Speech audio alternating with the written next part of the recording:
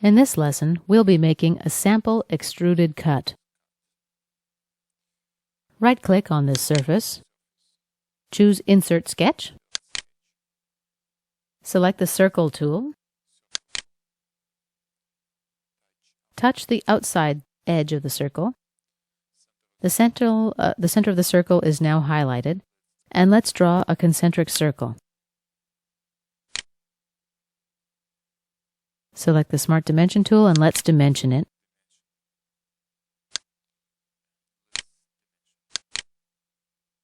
Click Accept.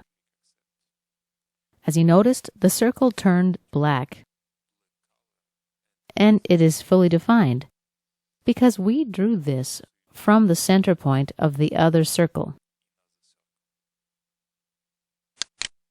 Select Features, Extruded Cut.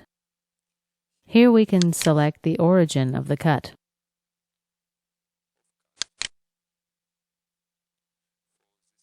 For this example, we'll leave the Sketch Plane option. Here we can choose the direction, and from this drop-down menu, we'll choose Through All.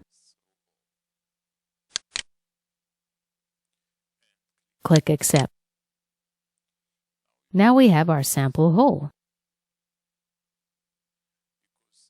Because I chose Through All,